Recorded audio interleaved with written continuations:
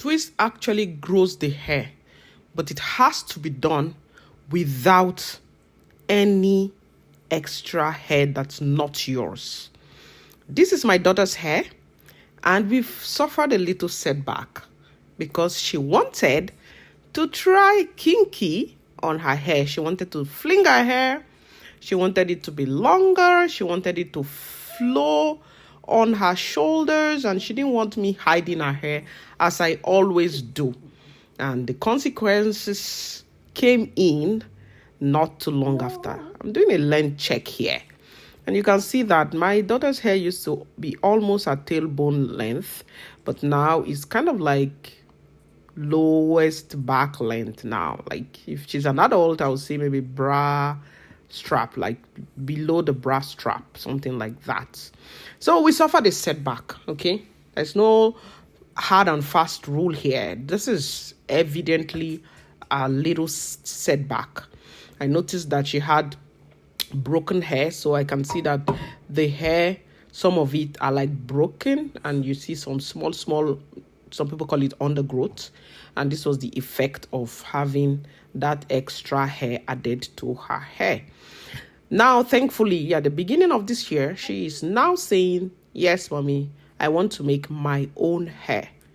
I think she got tired of the weight of carrying that thing and packing it up to sleep at night and all of that. So she is of her own volition saying now she doesn't want it anymore. Oh, what a relief for me, of course. So as you all know, I keep the same part. I don't change parts. And we are trying this coffee spray, and that's what I'm doing here. I'm just trying to spritz the hair with the coffee spray onto the scalp. Mainly the scalp. I focus more on the scalp of the hair than on the hair itself, because as you know, coffee is drying, but I actually added some glycerin to this coffee spray, and I have preservative in it. I preserve the solutions, especially when it has to do with food items or things that I know will spoil. I don't want to have any bacteria in any product that I'm adding to my daughter's hair, so I'm very careful about preserving the spray or lotion or whatever it is that I'm doing. Now I'm going to clean up the part. I just want it to be a little bit cleaner than it is. This is an old twist that I had washed. I think I was remaking this one.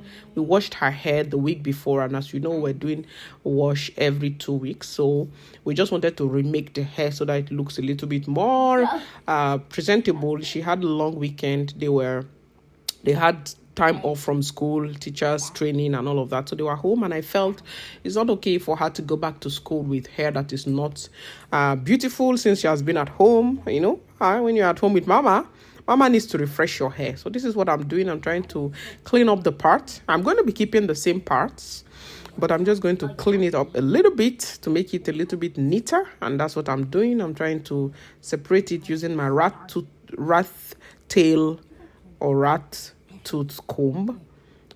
comb is what it's called, rat tail comb, to get those smooth patterns. So as I said, I'm going to be making her hair and not using any detangling tools apart from my fingers. My fingers are the detangling tools that we're doing for these first 6 months in this year, just to see what the effect is going to be on her hair that has suffered a lot of setback from after trying the kinky hair to her hair. Okay, my daughter has a lot of hair, so I'm believing that this hair is going to bounce back. Everything is going to come back right if I do it right. So I'm just going to be doing bantu knots around. So you see that I have 3 parts here, right? They were from twists that they were like mini twists. I don't know, I'll call it mini, not too mini, not mini.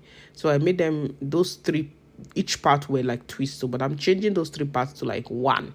So I keep the 3 parts and I twist them starting with braids and then joining one of the 2 together to make 1, and then I twist it on. That's how I do it. I have videos showing you what I do whenever I want to do that braid at the bottom, twist towards the end of the hair. So I'm just parting it. I'm wondering, should I leave a part at the top of the hair. You know how they say you should protect the crown, because I always keep our hair up. So sometimes I just want to have some hair at that part, especially because I noticed that that part has suffered a lot of breakage. So I'm just wondering if I don't want to keep some hair there in the middle. So I'm just making this part, trying to clean it up, and to see how eventually we're going to go about this hair refreshing that we're doing here. So a couple of things to learn here. If you want to grow your hair, okay, don't worry about the length of your hair, except if you don't want to have a lot of length. But if you are going for length and you are desirous to have longer hair, my advice for you is that you should keep your hair in twists or bantu knots, whatever it is you want. We will do twist, and twist has been working for us. So if you keep your hair in twist, remember that it's best to use your own hair. Okay, forget about this kinky. Kinky is okay. It's good for those who want to use it and who want that fullness. But this little girl, she has a lot of. I think she has a lot of fullness. I mean, her hair is quite full, so I don't see why she wanted that kinky. But well, it's good to experiment, right? She has experimented and she has decided that no, she doesn't want it anymore. Let's hope that she doesn't change and decide that she wants it again. But now I'm even trying to use her. I'm going to share with you what I've been doing recently. I've been saving all her shedded hair to try to make them into extra hair. Like if I want to make her hair look fuller, if I want to pack it, I want to use those extra hair, like all these Chinese Chinese do, right? They use the Chinese ladies that had very long hair in one of the videos that I watched this like couple of three years ago, and they keep their hair when they cut it off, they kind of keep it and they reuse it. So I'm planning that I'm going to do something like that with her hair. So I'm saving every shed hair. I just started I think towards the end of last year, I began to save some hair. I'll show you it one of these days when I figured out what I'm going to do with it. I'm going to use it maybe to make a scrunchie, a kind of scrunchie that I can use when I want to do like 2 ponies for her.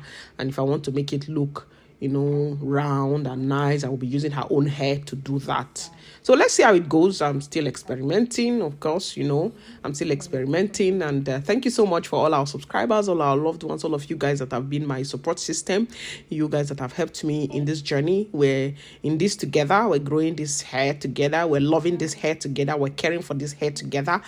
Please subscribe to this YouTube channel, like and share, and tell your friends about this. Share with me what you do with your hair, with your daughter's hair, with your children's hair, with your loved ones' hair. Let us learn together, okay? And so please, by all means, share your comments, what you learn, what you want to advise me to do better with this little girl's hair. So, well, I'm a mama that is learning. I'm always learning. Her hair is like a learning field for me, an experiment for me, and it's also teaching me to take care of my own hair better. And I think I'm getting better every day. I've been liking castor oil a lot. Castor oil has done us a lot of good. I've noticed that her scalp is no longer as dry as it used to be anymore, because when I apply the castor oil to the scalp stays fresh throughout until the next wash day. I'm shocked. Before, I would have been looking at dandruffs and all that. So I tried a couple of days in between, and I said, you know what, let me take out the castor oil. And I noticed that the hair was kind of beginning to look dry, and say, no, I need to go back to the castor oil, and castor oil is good. Okay, so that's about that. Thank you so much for liking these videos and subscribing. See you in the next video. Bye. Thank you.